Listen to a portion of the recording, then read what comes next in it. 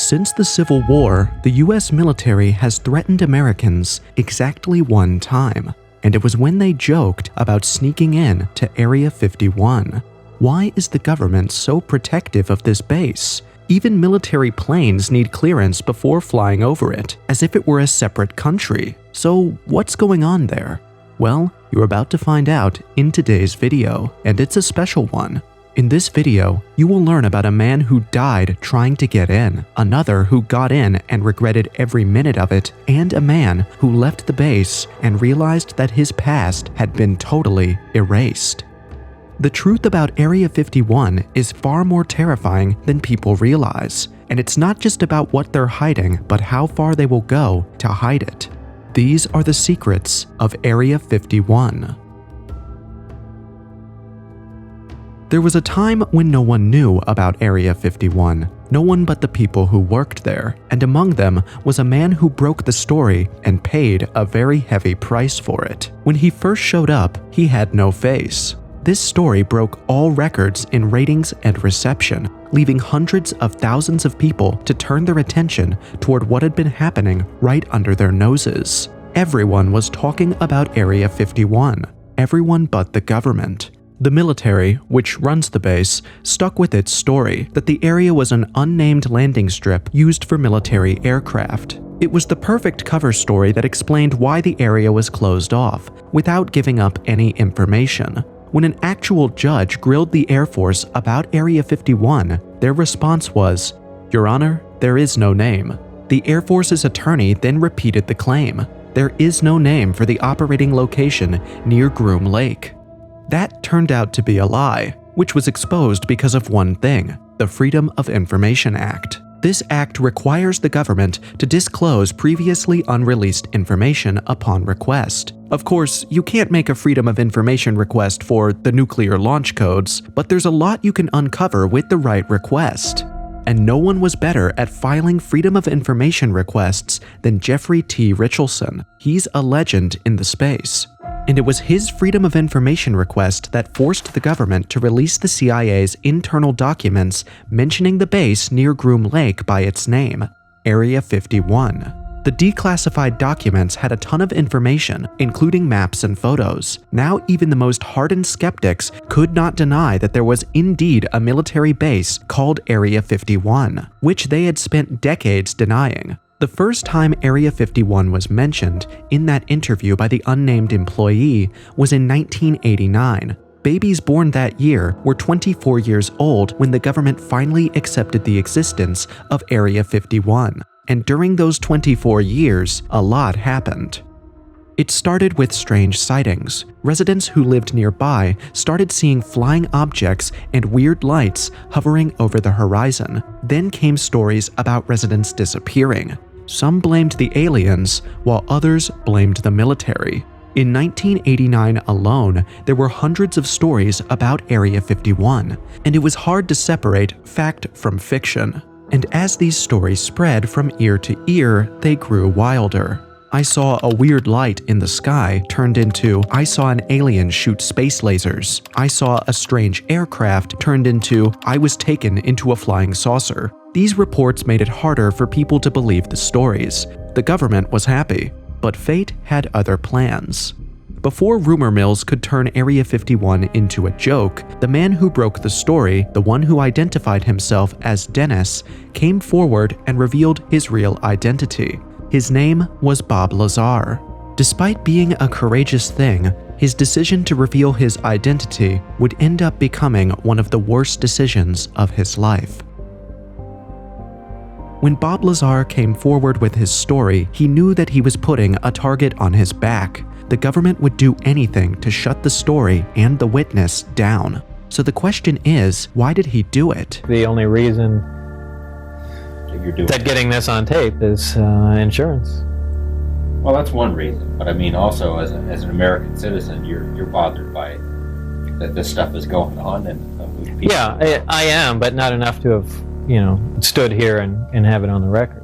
Insurance is the true motivation behind this. Now that Bob had attached his name to Area 51, the government couldn't do anything to him without bringing more attention to Area 51. But what the government did to Lazar was something he never saw coming. After he revealed his identity on TV, Lazar became as much of a story as Area 51. He had done a great job of sounding like a scientist, but people wanted to see if he really was one. Lazar had a master's degree in physics from MIT and in electronics from Caltech. Anyone looking into his background would see that. Or so he thought. But when people actually looked, they learned that neither MIT nor Caltech had any record of Bob Lazar. For skeptics, this was permission to dismiss Bob's claims. But to Bob, this meant something else. The government had erased his educational background, so he sounded like a crazy man making up stories. Remember, at that point, the military hadn't even accepted that there was a base called Area 51. Bob Lazar was proven right about the base's name 24 years later, and he was about other things along the way. But back then, he had literally no proof and no record of predictions to back him up. The government had somehow wiped it all off. So, to prove his credibility, Lazar turned to his work history. He had worked as a physicist at Los Alamos, experimenting with some of the largest particle beam accelerators on the planet. That was surely going to shut up the critics. But when journalists approached Los Alamos, the national lab denied any association with Lazar. George Knapp, the first person to interview Lazar, was told multiple times by Los Alamos that there was no record of the self-proclaimed physicist having worked there. Biggest story in history. For myself and the TV station, the key to his credibility, the key to his story was always Los Alamos, because if he worked at Los Alamos, if he worked in classified projects, it is at least conceivable that he would have been brought to Nevada to work in other classified projects. As a test on his veracity, we wanted to go to Los Alamos and have him show us around. He said, I can get you in. That, yeah, we'll believe this when we see it. So we were there on a weekend. Fewer people are in the lab, and Bob, in fact, did take us in. And it was like following him through this labyrinth of different labs and facilities, and he knew his way around like a rabbit in its own burrow. He knew where everything was, and that impressed me, because how would he know if he hadn't been there? Los Alamos was uncooperative from the first day. Years and years went by, and I still couldn't get any confirmation from them that Bob had ever worked there. It makes no sense. They'd have no records on someone who worked there just a few years before, but that's what they were telling me. Now, I had interviewed other people that worked with Bob there who say that he was an employee, he was a physicist, and he worked in classified projects. If that were the case, where are the records? Because to this day, we still can't find them. But here's the plot twist. While Lazar seemed to have been erased from employment records, someone forgot to scrub the phone book, which clearly listed Robert Lazar among its scientists and technicians. After that, Los Alamos was forced to admit that Bob Lazar had worked there. However, the lab claimed that he was a technician and not a physicist, and that he worked through a third-party contractor and not directly with the lab. So Los Alamos was still distancing itself from Lazar. Was it to avoid bad PR, or was it because of government pressure? Who knows? What we do know is that Bob Lazar's past is as much of a black box as Area 51, thanks to the government. Area 51 was established in 1955 for Project Aquatone. Much of what we know about it comes from documents declassified by the CIA in 2002, so keep in mind that this is the government's version. And according to this version, Project Aquatone had one goal: to develop a military aircraft that was decades ahead of its time. This was going to be the military's best-kept secret, so the location had to be super secret as well, hard to access from land, surrounded by natural barriers like mountains, and with vast airspace so anyone snooping from above can be shot down. That was the criteria, and after a long and serious search, Project Director Richard Bissell Jr. settled on the Groom Lake Ranch. Within 3 months, the military received its first delivery of the Lockheed U2, a spy plane that some say was reverse-engineered from alien technology. Here's why. The highest flying planes at the time, at least in the Western world, flew at an altitude of 48,000 feet. But this bad boy could fly up to 70,000 feet above ground. It was practically a spaceship, and when its existence became public knowledge, it fueled the myth that the US government has technology that's decades ahead of whatever is available to the general public. Because think about it, this was in the 1950s, so just imagine the kind of tech our government has right now. Some believe that the CIA can tap into any device anywhere in the world. Others believe that it has weather manipulation abilities. And all this advanced tech has to be housed somewhere. That somewhere seems to be Area 51. Which brings us to the question, what would happen if you tried to sneak in? In 2016, the crew of a UFO documentary tried to find out. The 12-person team reached the nearby town of Rachel, which has become an alien-themed tourist attraction. The town's busiest motel and eatery used to be called the Rachel Bar and Grill. Now, it's the Little Alien. With an official population of around 50 residents, mostly living in mobile homes, Rachel truly is a small town. It was literally named after the first baby born there. Baby Rachel would have been 46 years old today. But unfortunately, she died in 1980. Many people who live in Rachel remember the girl who inspired its name. With such a shared history and a small population, the town's community is pretty tight-knit. Strangers with filming equipment stand out like an elephant on a motorbike. So the word spread quickly, but the crew had no idea that they were the talk of the town. And before anyone could talk them out of their crazy idea, the documentary crew was on their bus driving down a dirt road toward Rachel Gate, which is the back gate of Area 51. They stopped the bus less than 200 feet from the restricted area barriers and began filming. When asked about what happened next, the star of the documentary, Darren Perks, said there was no one around, no guards, no vehicles, nothing. That was Perks' mistake. He could not see any guards, so he thought there were no guards. But as he would learn later, there were a lot of guards who were more than happy to teach him a lesson. But initially, Perks and his crew were left alone, as they stood outside the restricted area and filmed for roughly 30 minutes. Getting no action, Perks tried to wave and yell, calling for a guard. No one responded. It really seemed like the base was abandoned, so the crew decided to walk past the barriers and onto the restricted area. Still, nothing happened, so the crew kept walking. They saw a few security huts with no guards inside and continued until they were further in to Area 51. Still, no one stopped them, so Perks and his crew got bolder and started filming on the restricted side. They started playing around and dancing like no one was watching, because it seemed like no one was really watching. There was no sign of any guards. But within minutes, everything changed. It started when one of the cast members looked through one of the security hut windows. Inside, she saw a group of guards having dinner while watching a game of basketball. With all their attention on the TV, they did not notice the cast member peering in.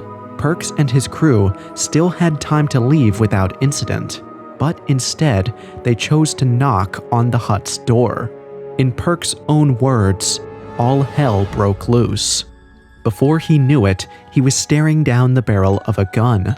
Everyone in his crew was forced to lie face down at gunpoint. As they breathed in dust off the tarmac, their phones, wallets, and IDs were taken. They were patted down, and every last bit of identification was snatched away.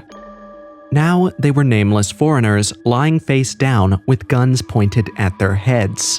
The only thing they had were the clothes they were trembling in, and they remained on the floor, not knowing how much time had passed and how much longer they had to stay there. After what seemed like days, 3 hours passed and the Lincoln County Sheriff's officers arrived at the location. The crew members were taken to the officers, who grilled them before revealing what had been going on outside. Washington had called London to discuss the 12 Brits who had reached America's top-secret military base. London's position was clear: deal with them according to your laws. The US decided to go easy on the foreigners and let them go with a small fine. But what if they didn't lie down immediately when asked by the guards? They would have been shot dead, because that's exactly what happened to a trespasser who didn't stop when asked by the guards. On January 28, 2019, an emergency press release from the National Nuclear Security Administration's field office described an incident in which an unidentified man drove past a security gate and was chased by the site's own officers as well as the county sheriff's officers. He continued to drive for 8 miles before stopping. Then he left the car and tried to talk to the guards. But the guards had their eyes on his hands because he was holding a cylindrical object. The officers gave him commands that he did not follow. The specific commands, show your hands and get on the ground. But the man refused to stop or get on the ground. Instead, he started walking towards the officers. That's when they opened fire until the man was finally on the ground, dead. He was later identified as 27-year-old Nikilo Graves, but what he was holding was never made public. We still don't know what his motive was or why he refused to listen to the guards.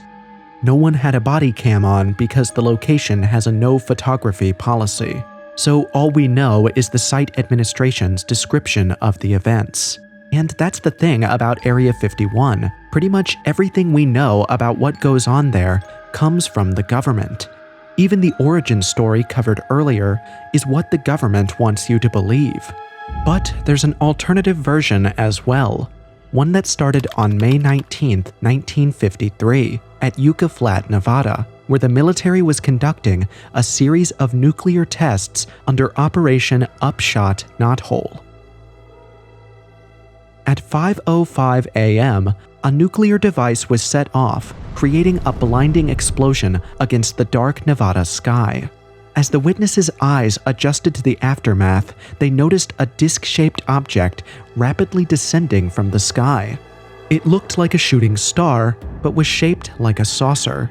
Those who saw it expected it to fade away or fizzle out, but the object kept its disc shape and it moved south towards Las Vegas.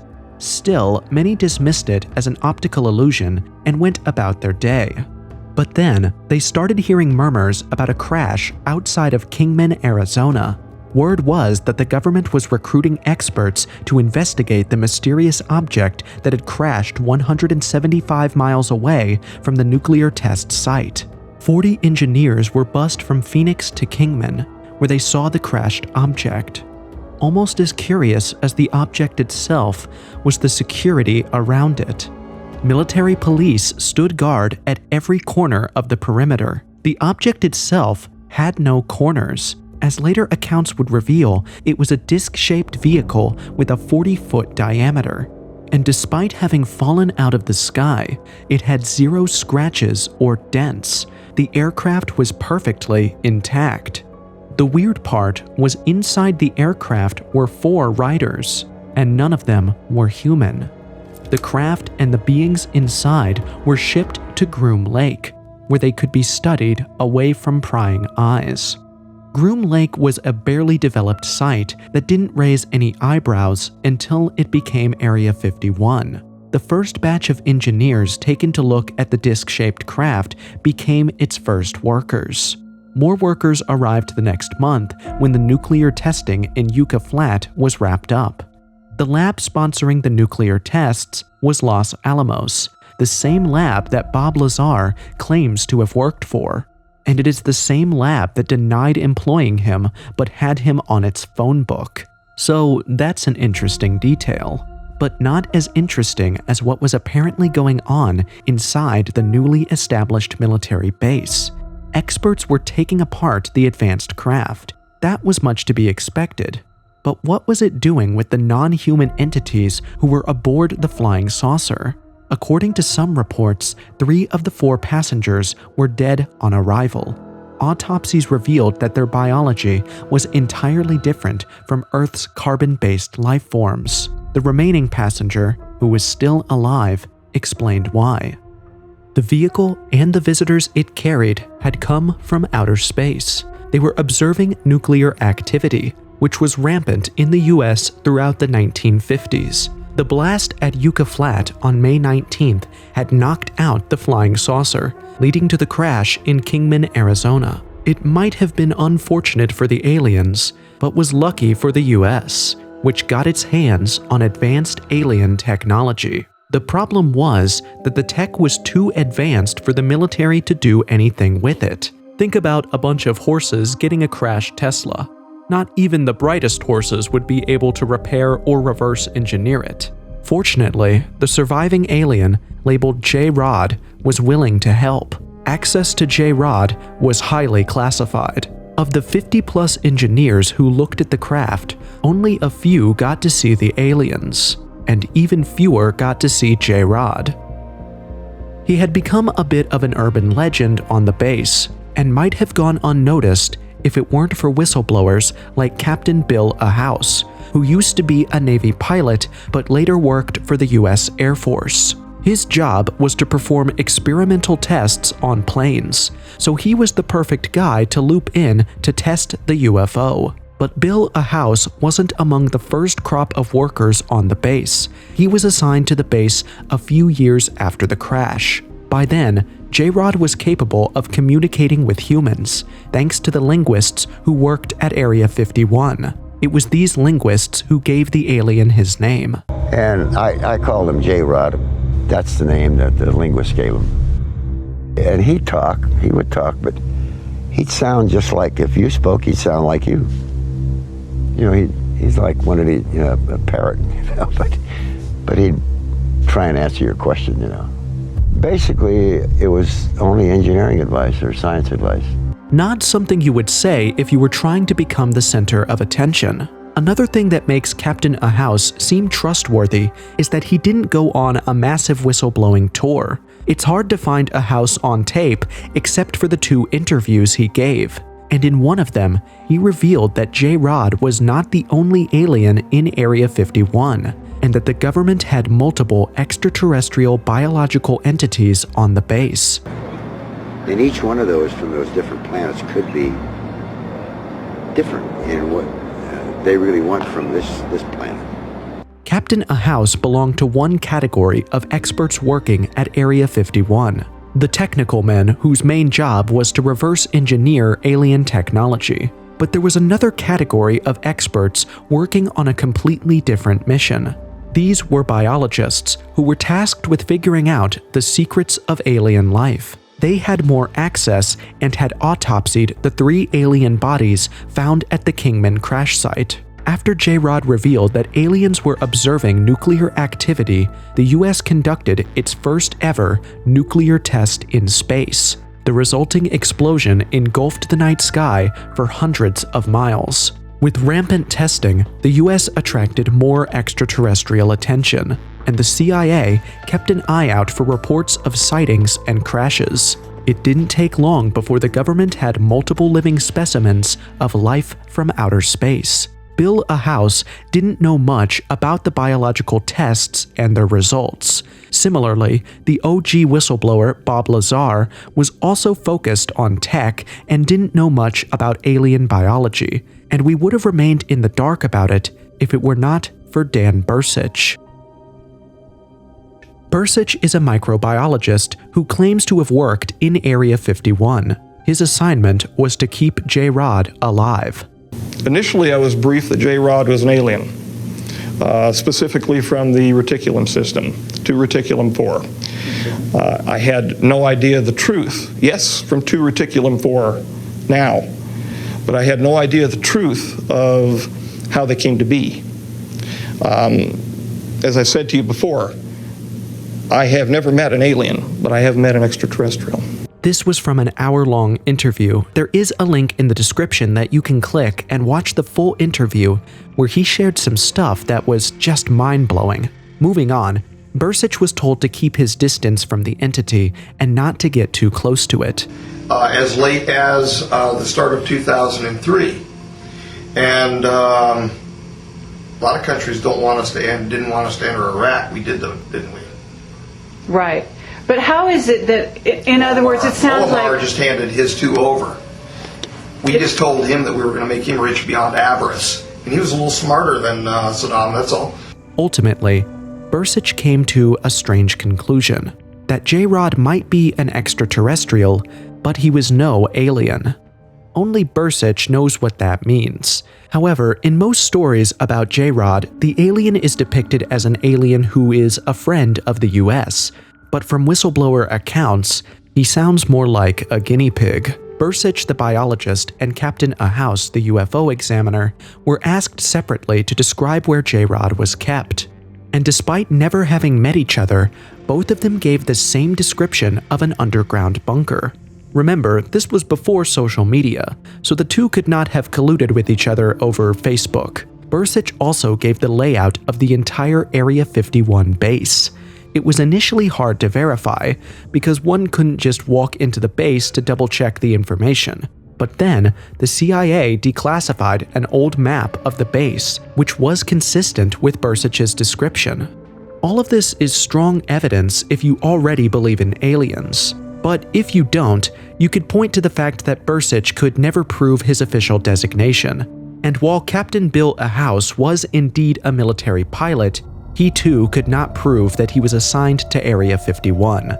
As for the first and the biggest whistleblower, Bob Lazar, he couldn't even prove his higher education or his work history. So it was easy to dismiss all this alien talk as a bunch of conspiracy theories. Until one man stepped forward. That man could prove his background as an intelligence officer, and also the fact that he worked on a secret UFO task force. You said that the government has alien bodies or alien species. Have you seen the spacecraft? I have to be careful to describe what I've seen firsthand and not in this environment, but I could answer that question behind closed doors. That was David Grusch, a United States Air Force officer and former intelligence official, and he was in room 2154 of the U.S. Congress to testify in front of a special committee about alien activities.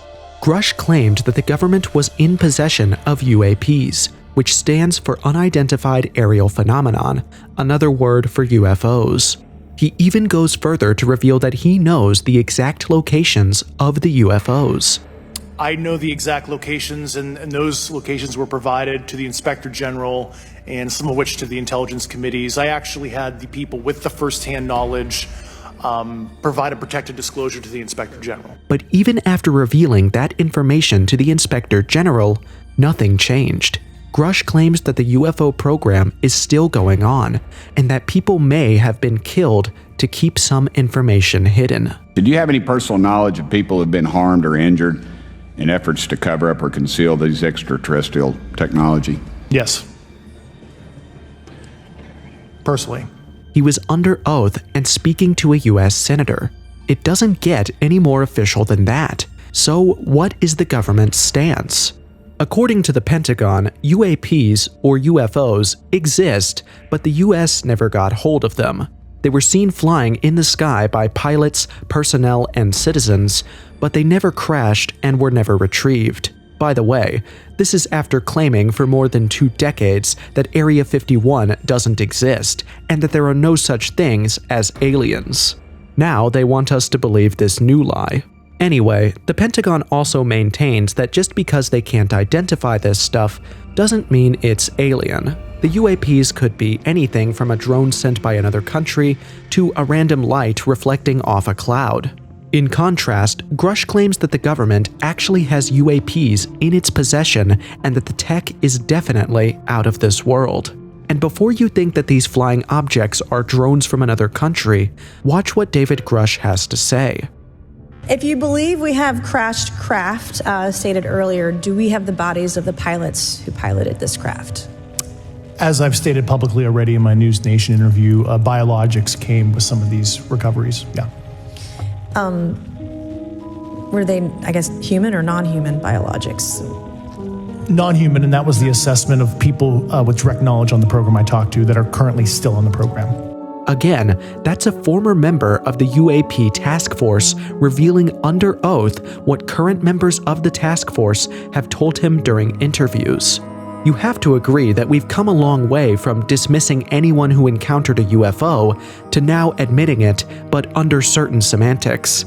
Bob Lazar must have felt vindicated, as he spent 34 years saying the same thing before Grusch and people of his caliber stepped forward. Lazar himself wasn't a member of the military. He was just a technician or physicist, whichever version you believe, who worked as a third-party contractor. So he was easy to dismiss, especially early on. But with time, things mentioned by Lazar kept turning out to be true. One such thing was his description of the hand scanner used at the S4 base. The interesting thing is when you walk into the facility, or even to leave, they have a hand reader. I was told that it has to do something where it measures the bright light measures the bones in your finger. They're unique to each person. And it sounds like something out of a TV show, but it's exactly the way it is. Back when Lazar described the scanner, biometric technology wasn't quite public, so it really sounded like sci-fi mumbo-jumbo. Even Lazar acknowledged that. But then, filmmaker Jeremy Corbell managed to find a photo of the hand scanner used at a top-secret military base near Area 51. And it was pretty close to what Lazar had described more than 30 years ago. I never thought I'd see one of these again. But I tried to explain this to people so many times, and they either didn't believe me or say, yeah, I'm sure there is. And there it is. There it is. It's like a biometric thing for the hands, yeah? The beginnings of, it wasn't all that advanced back then, but yeah, that's it. But this wasn't even close to the scariest part of Corbell's investigation. At one point, he wanted to see if Lazar was actually being watched as he claimed. To test this claim, Corbell decided to record a private conversation with Bob and encrypt the audio. The conversation covered some sensitive information that Corbell did not reveal to anyone. The encrypted audio file was kept away. If Lazar was not being watched, nothing would happen. But something did happen the very next day. Bob Lazar's business was raided by the FBI.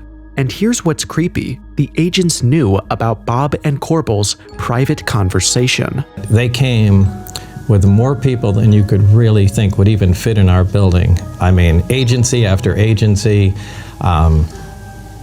computer experts pulling information off the computers. And what do you think they were there for?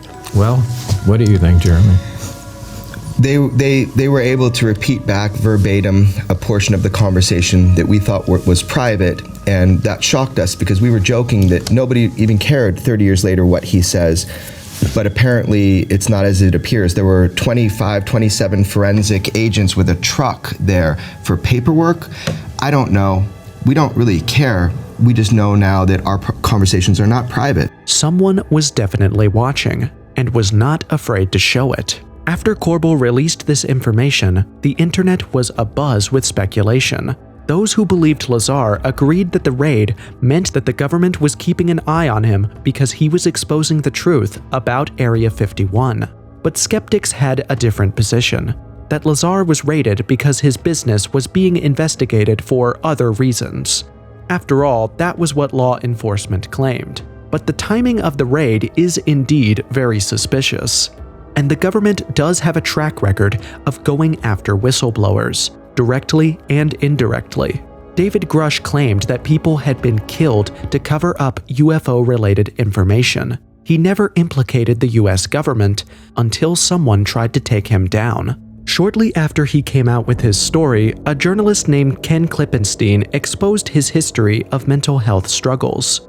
In a story for The Intercept, Klippenstein revealed that Grusch was committed to a mental health facility on October 1st, 2018. The reason? He had made statements about, let's say, being very unkind to himself, like life-ending kind of harmful. So he said he wanted to do that, which horrified his wife. She begged him to get help, especially because of his dependence on alcohol. Grusch listened and got committed to a facility. The story caused an uproar because many people thought it was irrelevant. Despite Grusch's PTSD, which he developed after serving in Afghanistan, he was cleared to work for the Pentagon. So why was it relevant to bring up his mental health struggles from 5 years ago? To discredit him, of course. That was Grusch's claim. The whistleblower also said that his medical records were leaked by the intelligence community. Investigative journalist Ross Coulthart backed Grusch's claim that the government was behind the smear campaign. If the government can leak records from half a decade ago to discredit a whistleblower, what else can it do?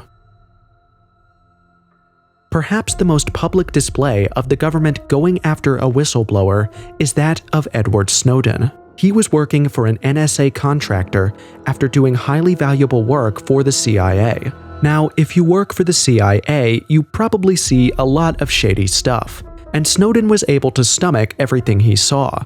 But when he saw what the NSA was up to, he could not stay silent. On May 20th, 2013, he took a medical leave and flew to Hong Kong. The next month, he leaked thousands of classified NSA documents to a couple of journalists. The result was a massive story reported by over 100 newspapers, including The Guardian and The Washington Post. In response, the Department of State revoked Snowden's passport while he was still abroad. The whistleblower then took a flight to Russia, where he was stopped at the airport for traveling on an invalid passport. He lived in the transit section of the airport for 39 days before Russia accepted his request for asylum. Had it been rejected, Snowden would have been handed over to the US, and the horrors he would have to face would be beyond comprehension. All this explains why people are scared to release physical evidence of UFOs. If the government is working with alien technology and people have walked out with classified materials before, someone should have leaked something concrete about aliens, right? Well, someone did. And surprisingly, that someone was the government itself. It all started on November 14th, 2004, when fighter pilot Commander David Fravor of the USS Nimitz Carrier Strike Group looked at his radar, which indicated a possible target hovering above the ocean off the coast of Southern California. The object was white and oval, and according to Fravor, roughly 40 feet long. Keep in mind that this is the exact description of the craft that's said to have crashed in Kingman, Arizona. Fravor went public with the story, but he wasn't dismissed immediately because his credentials could be verified. Also, there were 3 others who had seen the same object. One of them was Alex Dietrich, another pilot. Dietrich corroborated Fravor's story and mentioned that the object remained visible for 5 minutes, after which it disappeared immediately. Soon, other planes were in the air looking for the object. One of these planes carried Weapons System Officer Lieutenant Commander Chad Underwood, who used an advanced infrared camera to record the unidentified object. That video was released by the New York Times 13 years later.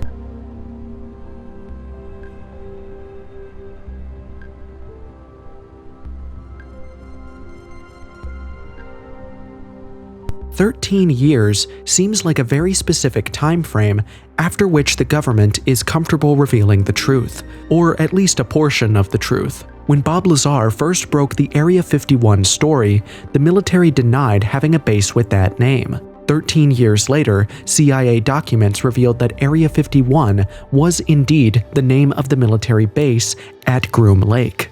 Similarly, when there were initial murmurs of pilots encountering UFOs, the Pentagon remained tight-lipped. But 13 years later, a video of David Fravor's UFO encounter was made public. On April 27, 2020, just over 3 years later, the Pentagon declassified the video and owned up to it. There was no longer any doubt that the American military pilots had encountered flying objects that the government could not identify. After the existence of UFOs, now rebranded as UAPs, became public knowledge, people started asking questions. Then, in 2021, a report from the Office of the Director of National Intelligence came bearing some answers. It covered evidence of UAPs gathered from 20 years of US Navy reports. While it didn't come to a definitive conclusion, it did offer some eye-opening insights. For example, the report revealed that some UAPs broke all known laws of flight technology, like breaking the sound barrier without a sonic boom, or moving without any discernible means of propulsion, which matches some things Bob Lazar said about alien aircraft moving without a regular propulsion mechanism. 32 years before this intelligence report. Science doesn't even know what gravity is, much less how to produce it or control it. And here is a device that's producing it and controlling it and using it as propulsion.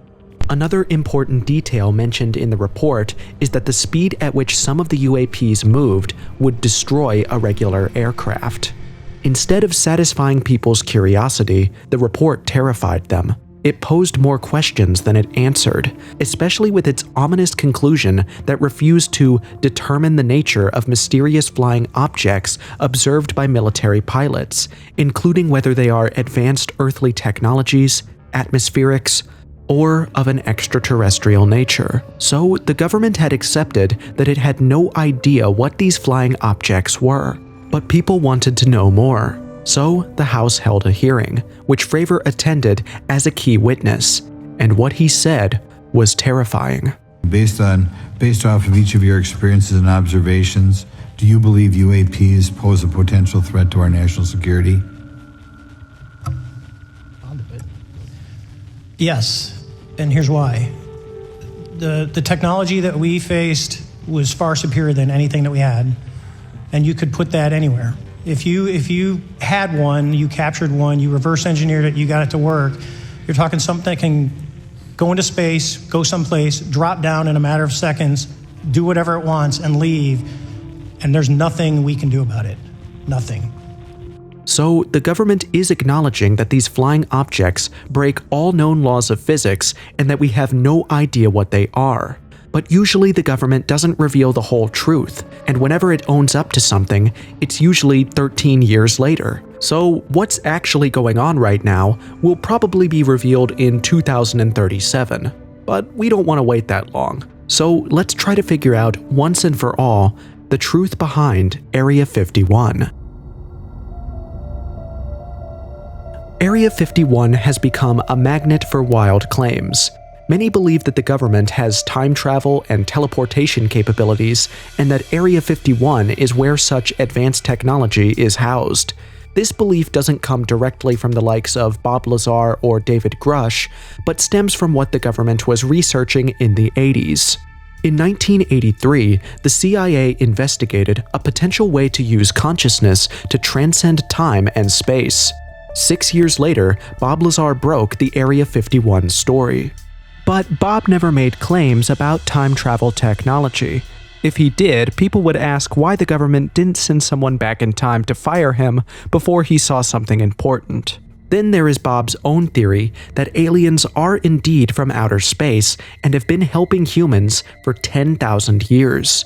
The latter part is hard to believe because extraterrestrials who have been around the species since 8000 BC should have no reason to prefer the US or any specific country. So if the aliens are helping our government, it's more likely under the conditions implied by whistleblower David Grusch. His theory is that the US government is holding aliens captive. This is in line with the J. Rod story mentioned by Captain Bill Ahouse and biologist Dan Bursich. Of course, there is also the possibility that the secrets of Area 51 are important enough to kill for, but still have nothing to do with aliens.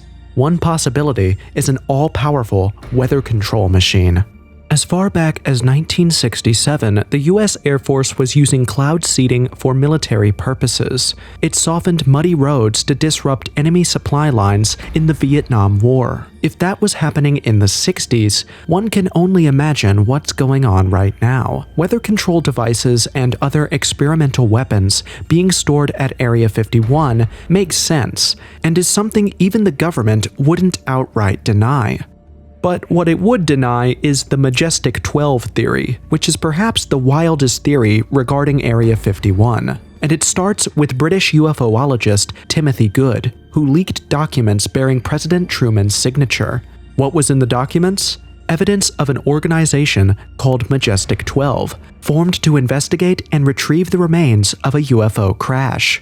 The theory suggests that this organization went on to become a shadow government, which now operates from Area 51. The document was later revealed to be a hoax, but people who believe in the theory simply say that those who debunked it were working for Majestic 12. With so many claims, theories, and stories, it seems like a single answer would be hard to reach. But the truth about Area 51 is surprisingly simple, and it all comes down to one thing: secrets. There is no doubt that Area 51 houses secrets that the military does not want us to find out. That's why it used eminent domain to grab hundreds of acres of land that overlooked the base. Now it is truly hidden. The last verified story to come out of Area 51 was that people who got sick after working at the base sued the Air Force and the EPA. They claimed the toxic chemicals burned in open pits at Area 51 created serious health problems for them. 2 workers had died before the lawsuit, and high levels of toxins were found in their body fat. They demanded details of the exact chemicals burned so they could get preemptive trial. But the government invoked state secrets privilege. The judge threw it out, but Bill Clinton issued an executive order to allow Area 51 to keep its secrets. The Groom Lake exception is renewed every year and has been extended by every single president, including polar opposites like Barack Obama and Donald Trump.